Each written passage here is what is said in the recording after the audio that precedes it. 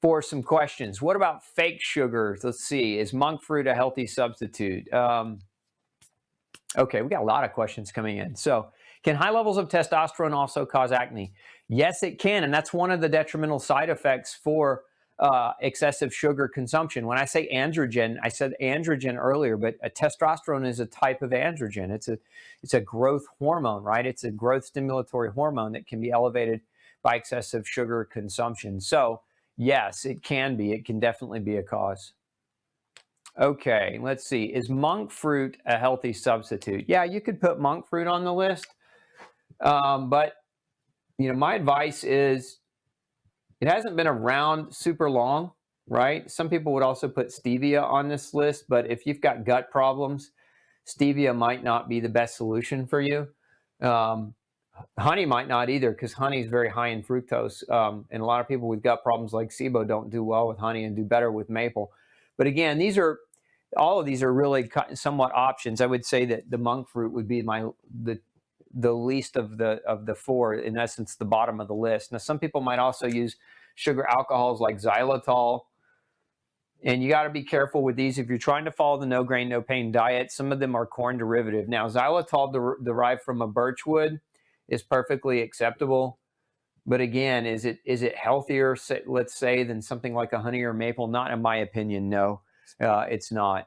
So again, these are all acceptable, but none of these things, in my opinion, should you have in your diet as a staple food. Now, another question coming in is about molasses. Has all the nutrients taken out of sugarcane?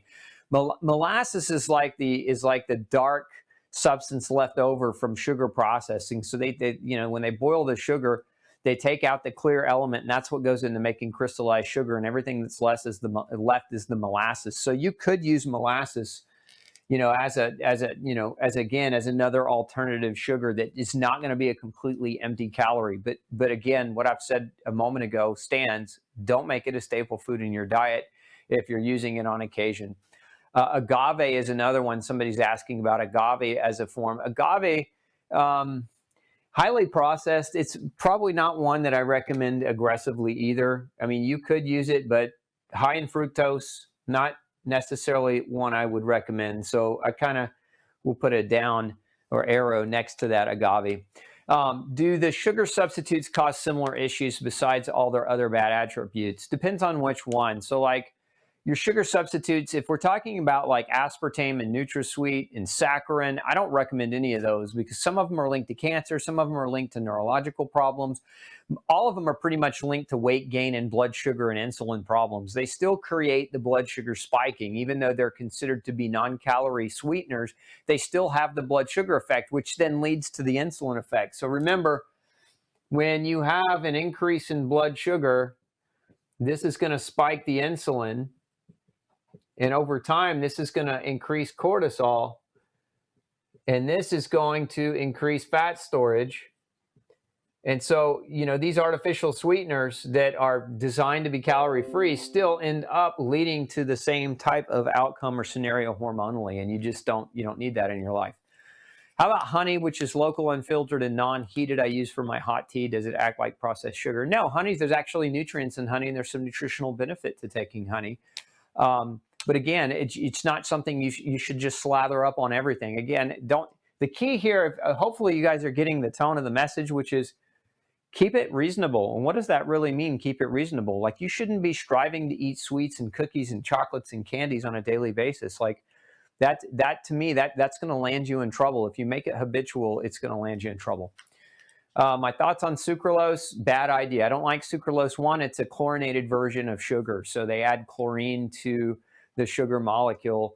And chlorine is a halide that can interfere with thyroid hormone function. It actually can interfere with iodine uptake into your thyroid gland. So if you're using heavy levels of sucralose in a lot of your foods and as a sweetener alternative, you could very potentially be creating and contributing to an iodine deficiency and to a low thyroid function. And remember, aside from this, which still leads to fat storage and increase in insulin blood sugar problems, that can also affect your thyroid. So now imagine what happens when your thyroid drops. You gain weight.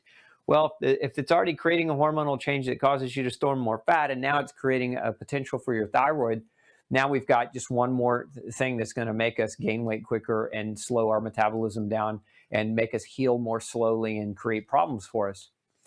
Okay, aspartame gives my son terrible migraines. Yeah, I mean, those sugars, I just don't recommend them. Can I give a recap on optimal blood sugar levels, fasting and non-fasting? So if you're talking about fasting blood sugar is really what you want to measure. If you're talking about non-fasting blood sugar, it's all over the map. So I would worry less about the non-fasting and worry more about the fasting. 60 to 90 is where you want your blood sugar to sit, and this is in a fasted state. So 60 to 90. Now, the new numbers on some of the labs, you know, if you're going to your doctor nowadays, there's actually lab ranges that are more like 70 to 110. That's what they're kind of reporting as normal. And understand why the variance, why that big difference, because as the population becomes more obese and more diabetic, those numbers actually go up. About every 10,000 or more samples that a lab runs, they will recalibrate the ranges based on the samples that have been coming through. So normal sick is becoming the new norm. You have to remember that, you know, 20 years ago when I first started practice, this was the norm. Today, 20 years later, this is kind of the new norm on a lot of the different labs. And the same thing, we see the shift in a lot of blood markers. As the population gets sicker, the norms reflect the sick population instead of reflecting what should be ideal as a healthy population. I take molasses to up my iron levels. Any idea for substitutes? Yeah, eat liver. If you really want to up your iron levels, eat more liver. Liver is a great source of iron. And, you know, if iron upsets your stomach supplementally, that's just one great way to get it. Let's see here. Would depression and anxiety in adults fit with higher sugar intake? Yeah, as a matter of fact, I didn't really talk about depression, but that would fall under the behavioral problems category. There's a lot of research studies that show that sugar causes brain inflammation that can tend to lead toward depression. Remember, sugar, when it feeds, this is another mechanism, but sugar feeds candidiasis, right? And so you have to remember that 90% of your serotonin and 60% of your dopamine, as far as we know today, is produced by the healthy bacteria that live in your gut. So if you have an overgrowth of candida in your GI tract as a result of sugar consumption, it's like having too many weeds in your garden. And so the weeds, so to speak, the candida weeds snuff out your good, healthy bacteria. And so they're not producing the neurotransmitters that help keep you happy, like the serotonin and the dopamine. This is actually one of the connections between how excessive sugar consumption, added sugar consumption can contribute to depression and mood changes as well. Let's see.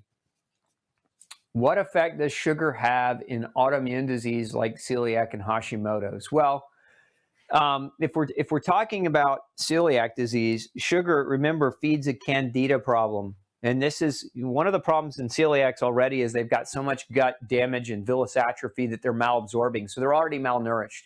You know, what's one of the side effects of having celiac disease is having lots of vitamin and mineral deficiencies. Well, when you have a lot of vitamin and mineral deficiencies and your immune system doesn't work quite as well because you're low in nutrients, it opens the door for you to become more susceptible to something like a candidiasis. So feeding that sugar to a celiac is a very bad idea because sugar is, you know, counter-nourishing. You're already malnourished, and now you're taking in a nutrient that further causes deterioration in your nutritional status.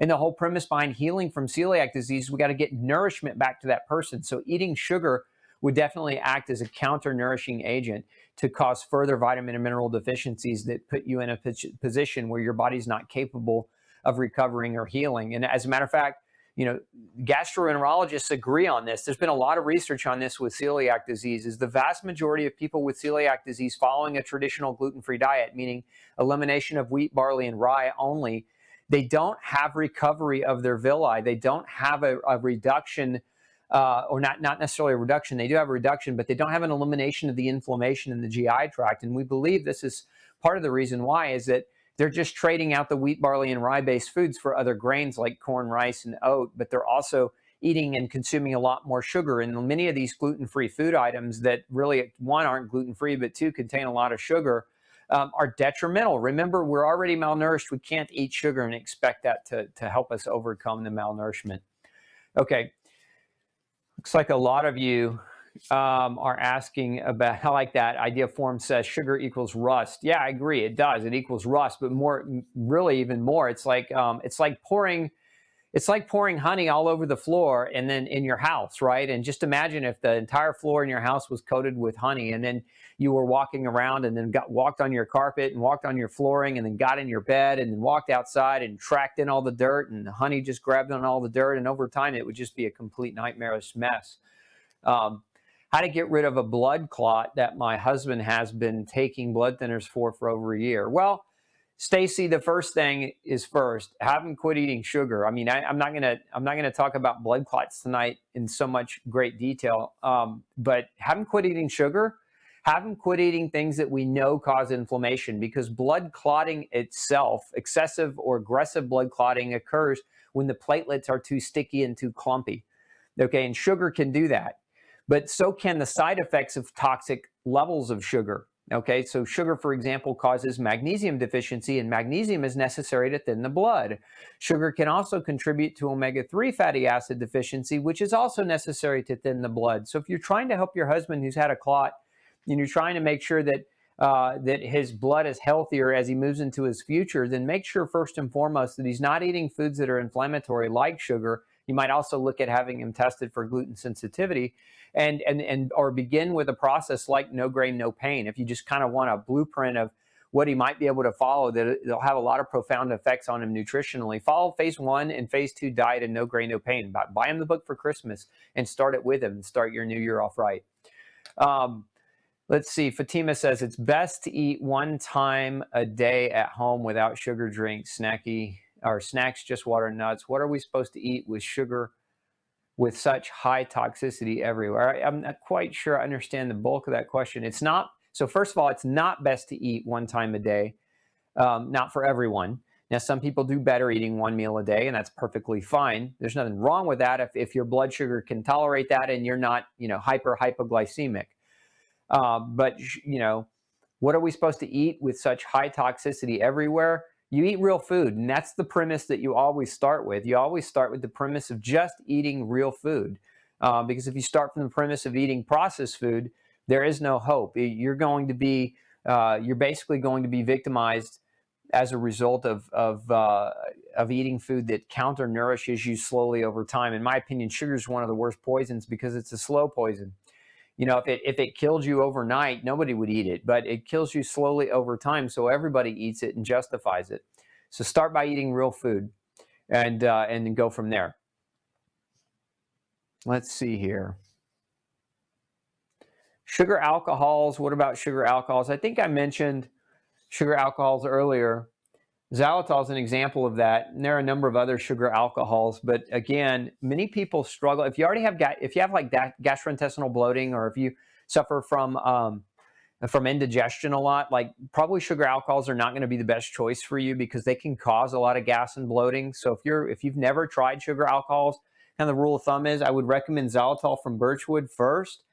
And number 2, very small amount, just to kind of get an idea for how well you tolerate it. Because I've had some people that they go in and they go all in with a major recipe, and they use a high level of those sugar alcohols, and then they're like pregnant for a day, or even in some cases even worse for a week, for several days. So Be Happy Now says, so one soda is bad. You're right. Be Happy Now. I hope you're still happy after I tell you that. Yes, one soda is bad. Look, soda is poison. Soda is complete garbage. It's toxic poison. Not only is most soda in an aluminum can, but it's loaded with sugar. And if it doesn't have sugar, it's got artificial sweeteners that are either neurotoxins, carcinogens, or still create the same type of blood sugar issues that regular sugar does. Like, you just understand that water is a drink of champions. And if you want to be a warrior and you want to, reclaim and recapture your health, like, what's wrong with water? Everybody's talking about how water tastes, it just doesn't have any taste. It's because your taste buds are so inundated with sugar that it doesn't have any taste. And so remember, getting off of sugar, that's a big challenge for many people. There's an addiction quality to sugar. That's one of the things we didn't really talk about, but sugar can create an addiction, right? And so sometimes cutting it, we feel worse before we feel better. But you definitely want to understand that one soda, half a soda, a quarter soda a day is bad for you. There is no quantity of processed added sugar that is good for you. And so again, does that mean that you can never have a cookie, that you can never have a treat? No. But my advice to you is use these things on this side of the equation if you're going to do that, and just don't make sure again that they're not major staples in your diet. And because it's not going to help you. It's not going to help you achieve health, and it's certainly not going to help you to any great degree maintain longevity or quality of life. Let's see here. What supplements do you recommend to control blood sugar spikes throughout the day? The number one supplement, the number one deficiency, I should say, linked up to blood sugar spikes is chromium deficiency. And so I actually have a specific type of chromium. It's called ultra chromium that I would recommend. If you are struggling with a blood sugar issue and you want to support your blood sugar nutritionally, chromium is a great thing to look at. Additionally, magnesium. And I have another formulation of 4 different forms of magnesium. It's called Ultra MG. It's a very pure source of magnesium that can also, for many people, can help with blood sugar support as well. So those are probably 2 of the most common. But if you want to learn more about this, I would suggest that you go back, if you're new to the Dr. Osborne Show and you haven't checked out some of my archives on YouTube, go check out some of my master classes. I've done a master class on blood sugar and what you need to know about the vitamins and the minerals associated with blood sugar control. And I think it'd be very helpful for you to check out that class. If in a weak moment you cave and eat a cookie, pie, cake, or a soda, how long before your body recovers? Well, let's think about it like what I said earlier, right? So sugar bolus, 5 hours, immune system crashes, okay? So at least 5 hours, at least from that perspective. But it's not about how long does it take for your body to recover as much as why did you have the weak moment? That's what I would encourage you to analyze, because if you're having a lot of weak moments, you really have to self-reflect, and you really got to ask yourself, why are you having those weak moments? Some people have weak moments because they have candidiasis, and candidiasis can cause severe sugar cravings. Some people have weak moments because they're under too much stress. Some people because they don't get enough sleep. Some people because they have a chromium deficiency or a magnesium deficiency. So if you find yourself having a lot of weak moments and kind of periodically going back to sugar, like as a crutch, in those weak moments, like start asking deeper questions, because otherwise you're just going to recreate the same cyclic pattern of having weak moments repetitively, wondering how long it's going to take for that weak moment to wear off. And I can speak from experience in this. Look, we all have eaten sugar in our life. We've all eaten probably way more sugar than we should have. But at this day and age, I don't consume it. And one of the reasons why I don't consume it is because I had enough weak moments that I analyzed it enough in the past to say, okay, why was I having these weak moments? And I made behavioral changes that set me up for success in the long run. And that's what I would encourage you to do, because that's where the health is going to be. What do I think of berberine supplements? A lot of people are taking berberine to regulate blood sugar because it does have some blood sugar regulatory effects. I actually have a formulation of berberine. That being said, I don't recommend that everybody take berberine to control their bad habits. Remember, when you take a plant-based medicinal supplement to correct a problem that could otherwise be corrected by your behavior or your choice, then what we call that is green medicine. You're using, nature's medicine toolbox to correct your bad behavior. And what you should be thinking about is not correcting your bad behavior, or rather correcting your bad behavior and not supplementing your bad behavior away. Like, behavior should come first. And then if your blood sugar is still out of control, then you can add to that something like a berberine to have a compounded effect. But you should also be thinking about adding exercise. I mean, one of the best ways to regulate blood sugar is to build muscle. And so many people avoid exercise like it's the plague. They run to sugar like it's the best thing, and then they avoid exercise like the plague. So it creates like this double dichotomy effect of a negative scenario that makes it really hard to overcome. Okay, does psyllium husk help with blood sugar control? It does in this sense. Remember that fiber doesn't really lower blood sugar. So remember I said earlier, it's the added sugar that's the problem.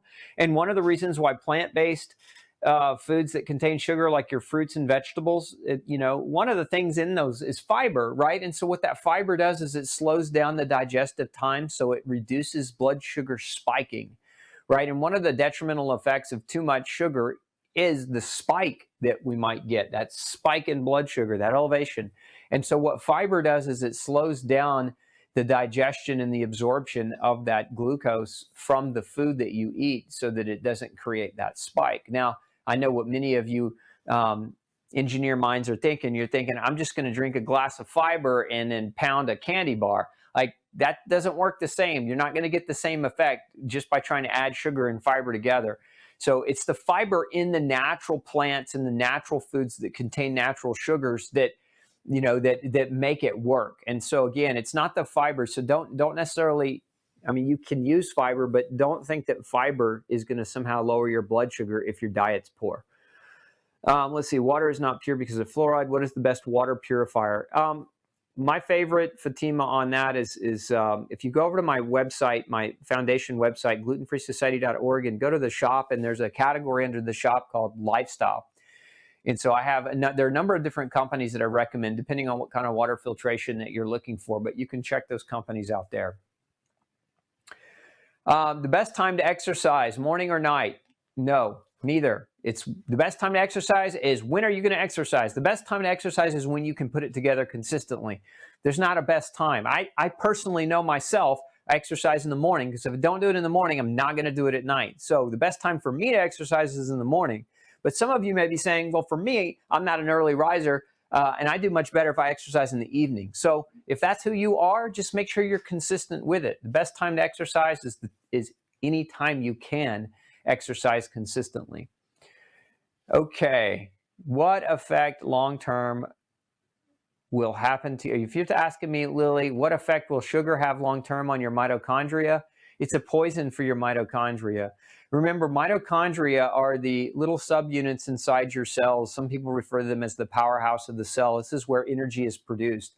So you take, for example, that glucose that's being broken down from the food that you're eating. It has to basically end up that we break that glucose molecule down, and then we turn those hydrogens through the mitochondria to generate energy. But if your cells are inundated with excessive sugar and excessive glucose, what you're going to do is you're going to burn through all the nutrients that drive mitochondrial function, and your mitochondria are going to become overwhelmed. And yeah, when they become poisoned and overwhelmed, they're not going to function very well, and that's going to lead to brain fog. It's going to lead to muscle pain. It's going to lead to liver detoxification problems. Those are kind of the three big areas where we see mitochondrial function begin to falter first. Like, we see the brain, the liver, and the muscles affected because those three tissues utilize the most energetics or energy. And so the symptoms generally tend to show up there first. Let's see. Yeah, I mean, the yeast in the gut can crave sugar. If you've got candidiasis, you will crave sugar. And this is why one of the best ways to stop candidiasis is to implement not eating sugar. No brainer, right? Don't feed the beast, so to speak. Yeast being the beast, don't feed it. And some people do really well if they can do well without their blood sugar dropping too low. Some people do really well with fasting with candidiasis. So, a 16 8-hour fast strategy works really well. But if you want to go even longer or even deeper, you can do 24-hour fast. You can do water fast. Those are something that can work really well to help try to starve out a candidiasis overgrowth. Okay. Looks like we've hit the end of the night, folks. We're at the hour mark. So thanks for tuning in, and thanks for all your wonderful questions. Make sure you do me a favor before you leave tonight. I want you to type in, if you enjoy the information that I come out with every week, I need you to help me reach more people. So do a couple things for me. Number one, type into your comment box, hashtag save 100 million lives all together. Don't put a space, just hashtag save 100 million lives. This is how we're reaching more people. If you could type that in for me, it's greatly appreciated. Number two, if you don't already, subscribe to our feed. By subscribing, you will get access to additional information, to additional videos. You'll also get updates when we take a new video live. I do about 7 live videos a week for you and for your education, so that you can improve your health and your wellness. Additionally, make sure you come visit me at glutenfreesociety.org. That's my foundation. Make sure you come over there if you're interested in the gluten-free diet, you want to learn more about it, sign up for our newsletter. and we'll get you lots of great information coming your way about how to navigate a healthy gluten-free diet. This is Dr. Osborne wishing you an excellent week. We'll see you next Monday, same time, 6 p.m. Texas time, for another episode of Pick Dr. Osborne's Brain. Have a great night. Hey, if you've got a functional medicine or health question that you'd like me to answer for you, make sure you send me an email, glutenology@gmail.com, and we'll do our best to create a video answer just for you. Have a great day.